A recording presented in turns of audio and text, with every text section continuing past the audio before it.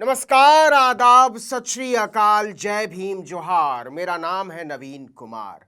आसाराम और राम रहीम जैसे बलात्कारियों के तलवे चाटने वाली पार्टी शंकराचार्य को कुकर्मी साबित करने के चक्कर में बुरी तरह से लटपटा गई है और सबसे ज्यादा लटपटा गए हैं योगी आदित्यनाथ। उनके सिंहासन से लेकर संतई तक के सितारे गर्दिश में नजर आने लगे हैं। उन्होंने अमित शाह को बैठे बैठाए एक ऐसा मुद्दा हाथ में दे दिया है जिसे तूल देकर वो उनके प्रधानमंत्री बनने के इरादों को धूल धूसरित कर सकते हैं। आपको बता दें कि अहमदाबाद में पिछले दिनों बिना किसी का नाम लिए हुए अमित शाह ने कहा है कि संतों को सताने वाला कभी भी दोबारा गद्दी पर नहीं बैठता।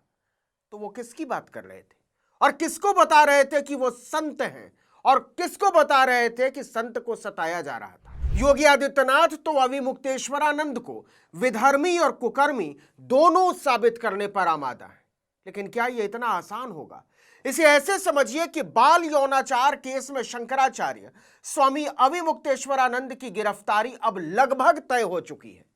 लेकिन यह गिरफ्तारी होगी कैसे, करेगा कौन, और इसके बाद जो तूफान खड़ा होगा उसकी चपेट में कौन आएगा? ये चर्चा बहुत जोरों पर है कि एक हिस्ट्री शीटर गुंडे के दम पर स्वामी अविमुक्तेश्वरानंद को निपटाने के चक्कर में कहीं योगी आदित्यनाथ खुद ही न निपट जाएं। धर्म को राजनीति का धंधा और राजनीति के धंधे को धर्म बनाने के खेल में इतने पेच हैं कि आस्था, भक्ति और विश्वास का कचूमर निकल चुका है और कचूमर में संत कोई नजर नहीं आ रहा। न शंकराचार्य और न योगी आदित्यनाथ, दोनों मंजे हुए नेता की तरह अपनी चालें चल रहे हैं, अपने मोहरों का इस्तेमाल कर रहे हैं और आस्था के बाजार में जनता के विश्वास का सौदा कर रहे हैं।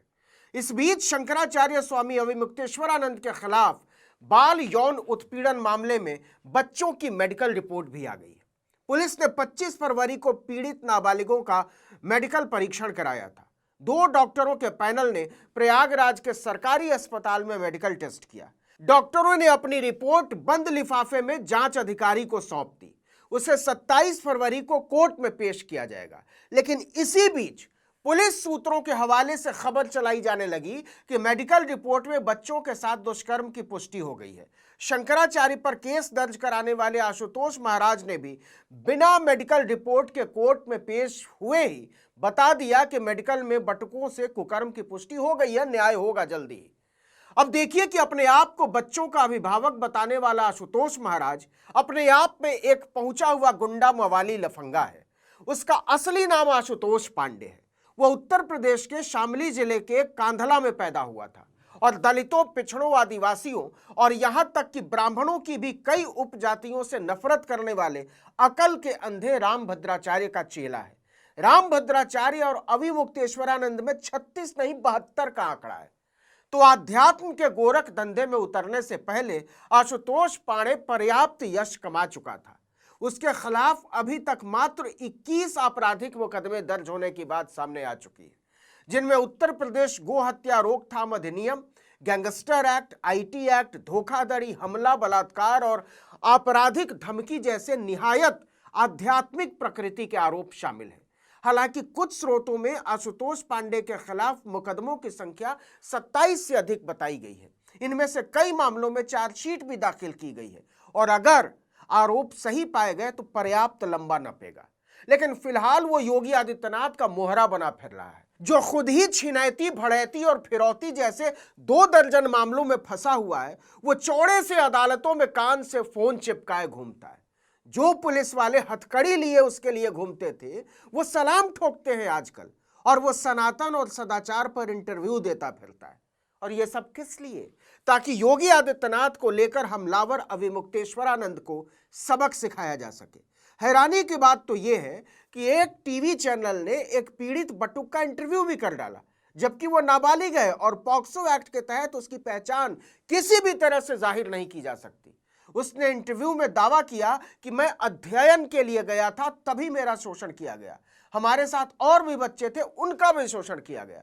पूछा गया किसने शोषण किया? इस पर पीड़ित ने कहा अविमुक्तेश्वरानंद और उनके शिष्य मुकुंदानंद। सवाल पूछा गया कि क्या आप माघ मेले की बात कर रहे हैं? इस पर उसने कहा जी, वहां पर भी मेरे साथ 16 जनवरी को शोषण किया। शंकराचार्य के शिष्य प्रकाश और अरविंद बच्चों को बाहर से लाते हैं। इसके बाद उनके साथ यौन शोषण किया जाता है। इसके बाद से बवंडर मचा हुआ है। अभी मुक्तेश्वरानंद मेडिकल रिपोर्ट लीक होने पर कहते हैं कि क्या पुलिस ने आशुतोष पांडे को परमानेंट प्रवक्ता बना लिया है। उसे पता कैसे चला कि सील बंद रिपोर्ट में क्या है।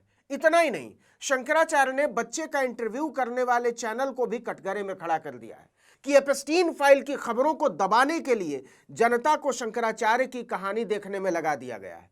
उन्होंने पूछा, कोर्ट की प्रोसीडिंग पूरी तरह से गोपनीय रहती है। इसके बारे में कोर्ट, शिकायतकर्ता, पुलिस और खुद पीड़ित को ही जानकारी होती है। ऐसे में चैनल को यह किसने बताया कि ये वही बच्चे हैं जिन्होंने आरोप लगाया है। अगर इस बात ने तूल पकड़ ली तो इंटरव्यू लेने वाले चैनल को लेने के देने पड़ सकते हैं। तो घटनाएं तेजी से घट रही हैं और योगी आदित्यनाथ एक झंडू बाम मामले में बहुत बुरी तरह से लसड़ गए हैं। देखिए कि शंकराचार्य के वकील श्रीनाथ त्रिपाठी को जान से मारने की धमकी मिली है। यह मामूली बात नहीं है। उनके मोबाइल पर 25 फरवरी को देर रात धमकी भरा मैसेज आया। उसमें लिखा था, वाराणसी की कचहरी को बम से उड़ा देंगे और तुमको भी। खबर फैलते ही बनारस के एडीएम और एसीपी शंकराचार्य के वकील से मिलने भागे और तफ्तीश शुरू की। अब असल खेल को समझिए। प्रयागराज पुलिस 5 दिन से बनारस में डेरा डाले हुए है। वो शंकराचार्य से पूछताछ करने के लिए ही बनारस पहुंची है, लेकिन उसकी हिम्मत नहीं हो रही है आश्रम में घुसने की।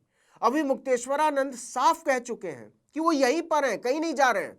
पुलिस जब चाहे पहुंच सकती है और चाहे तो गिरफ्तार कर सकती है। उनकी तरफ से कोई विरोध या प्रतिवाद नहीं होगा। तो अब यह खेल बहुत बड़ा हो गया है। पूरी भाजपा 2 खेमों में बंट चुकी है। बनारस दर्शन करने पहुंचे शिवराज चौहान से जब शंकराचार्य पर लगे आरोपों के बारे में पूछा गया तो उन्होंने साफ कहा कि हर चीज पर राजनीति नहीं होनी चाहिए।